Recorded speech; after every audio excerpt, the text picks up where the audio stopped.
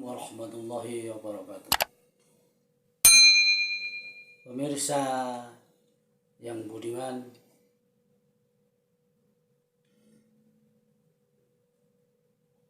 episode yang ketiga ini dengan judul Demokrasi. Alhamdulillah, kita berjumpa kembali dalam episode yang ketiga. Semoga kita diberi panjang umur dan sehat selalu. Amin. Semoga kita senantiasa diberi kesempatan untuk menyimak orasi kebangsaan ini agar wawasan kita tentang demokrasi Pancasila semakin matang. Dan selamat datang kepada para mahasiswa baru yang mengikuti kuliah Pancasila. Mudah-mudahan Anda menjadi orang yang Pancasilais. Saudara yang saya cintai, sebelum kita bahas demokrasi Pancasila, mari kita bahas tentang demokrasi terlebih dahulu. Demokrasi secara etimologi atau secara bahasa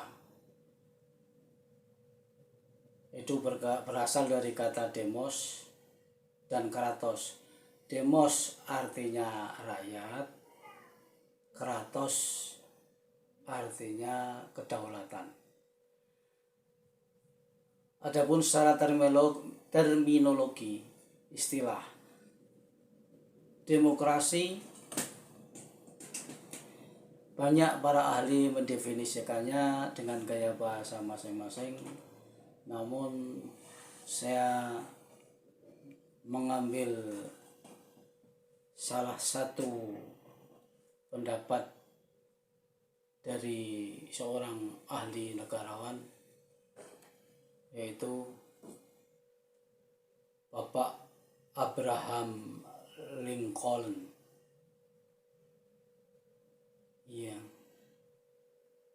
yang artinya secara terminologi atau secara istilah bahwa demokrasi adalah pemerintahan dari rakyat, oleh rakyat, dan untuk rakyat. Jadi bisa kita tarik kesimpulan bahwa negara demokrasi adalah negara berdaulat dan kedaulatan tertinggi ada di tangan rakyat. Negara demokrasi, para tokoh bangsa dan negara kita banyak yang beranggapan, termasuk yang terhormat beliau Bapak B.J. Habibie,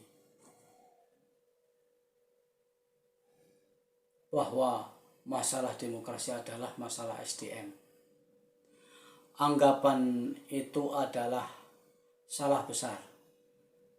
Jadi walaupun mereka orang-orang yang cerdas dan ilmunya tinggi, dalam membahas keilmuan harus menguasai betul tentang materi apa yang akan dibahas.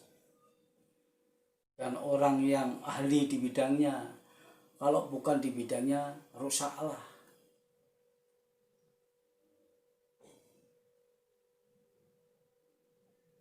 Masalah demokrasi jangan dipandang dari sudut intelektual saja atau SDM, tapi harus dipandang juga dari sudut sikap moral.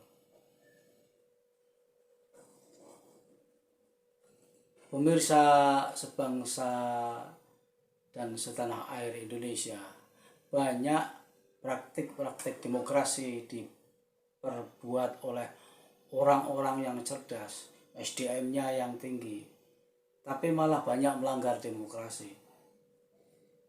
Contoh konkret nih, dalam sejarah dulu banyak kaum jahiliyah yang SDM-nya tinggi. Ada yang ahli ekonomi, ahli perdagangan, ahli pertanian, ahli strategi perang, dan lain sebagainya. Tapi sayang, mereka tidak punya sikap moral, yang artinya tidak punya sikap moral yang baik. Buat mereka yang penting kalau sukunya atau kelompoknya ada masalah dengan suku dan dengan suku lain, urusannya perang, saling membunuh. Jadi saling membunuh satu sama lain. Walaupun akar permasalahannya kecil.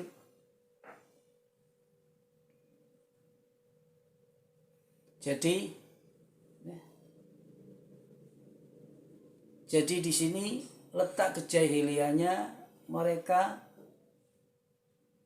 kesalehan mereka, walaupun SDM-nya tinggi,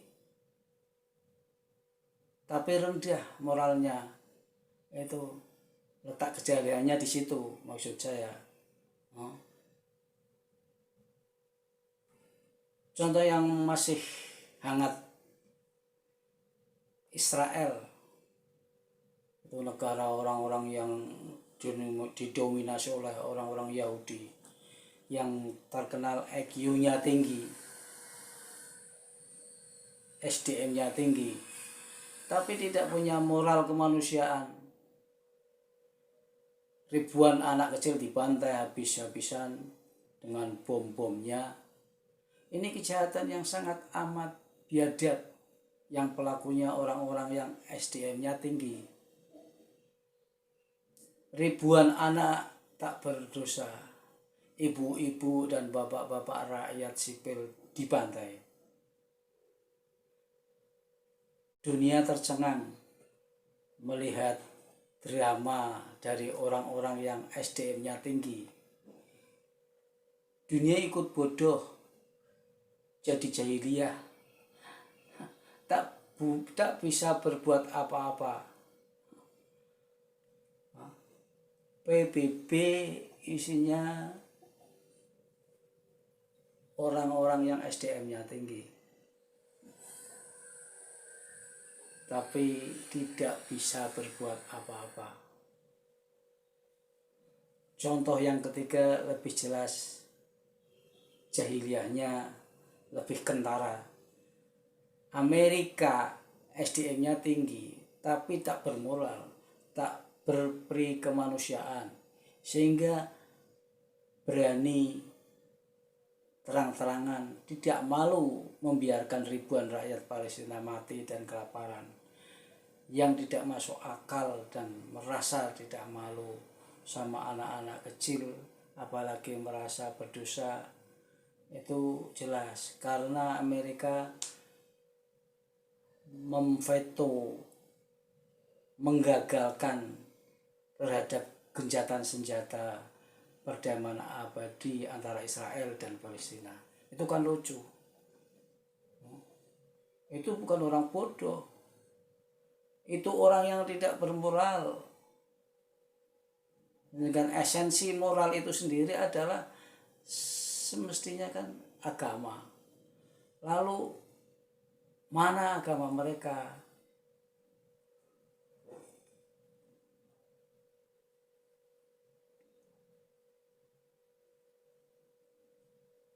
Mereka bukan rendah SDM-nya, bodoh otaknya, tapi hilang moralitasnya. Mana demokrasi mereka? Katanya negara yang sudah mapan, sudah maju, demokrasinya sudah bagus. Apa gitu demokrasi kalau begitu?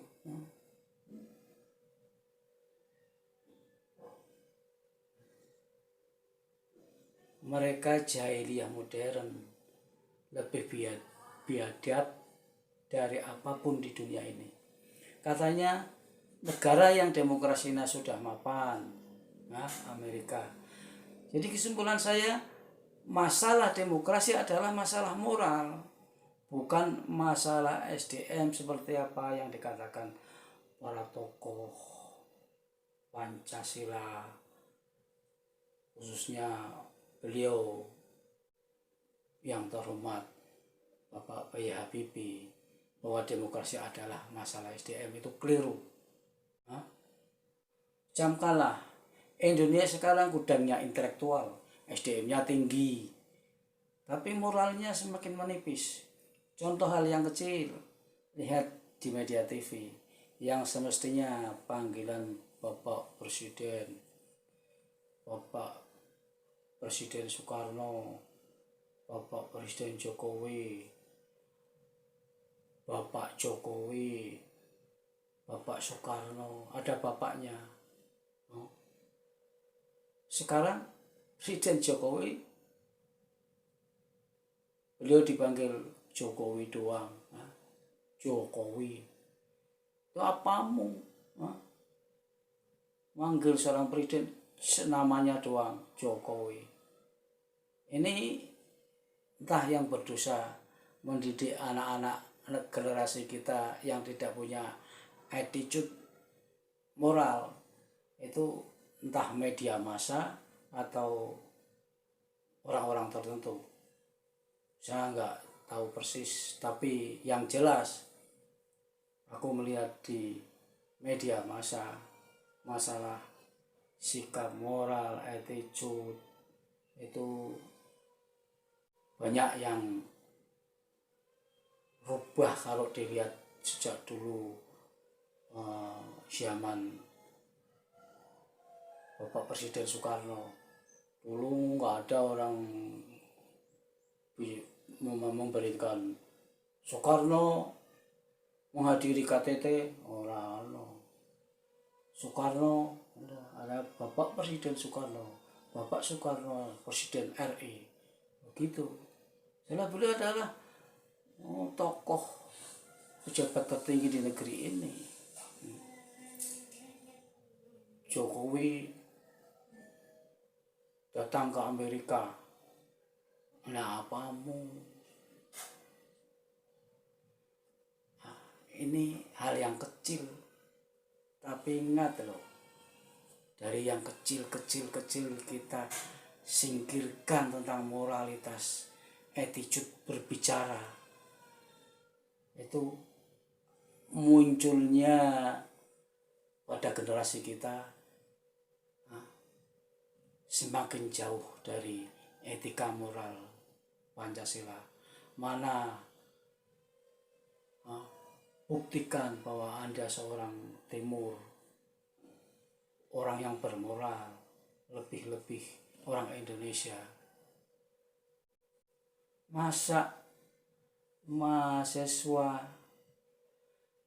demo salah alamat yang dituju? Ini tanda-tanda apa? Tanda-tanda kebodohan berdemokrasi. Kalau mau demo urusan MA ya ke MA. Kok masuknya malah datangnya ke rumah wali kota? Itu bukan demo itu. Jadi demo kebebasan berpendapat apa identik dengan demonstrasi salah alamat, demonstrasi anarkis, demonstrasi kebablasan? Oh no, tidak bisa.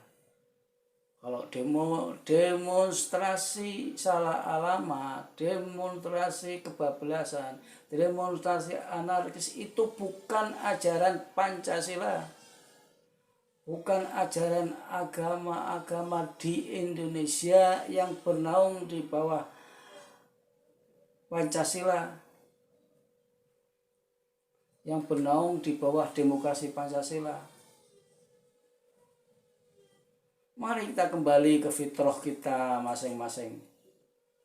Kita lahir di Indonesia, kita hidup di Indonesia, kita makan di Indonesia, bahkan kita kita mati ya di Indonesia. Mana sikap moral Anda? Mana sikap kebangsaan Anda?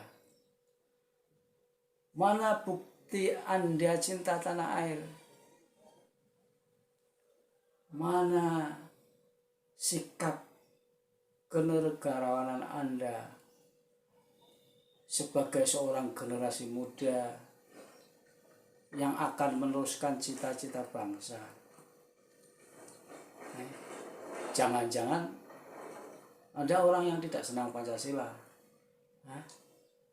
Saya khawatir kalau Anda tergolong sebagai orang yang tidak senang dengan Pancasila, senang bikin onar, senang dengan keributan kepada Republik ini,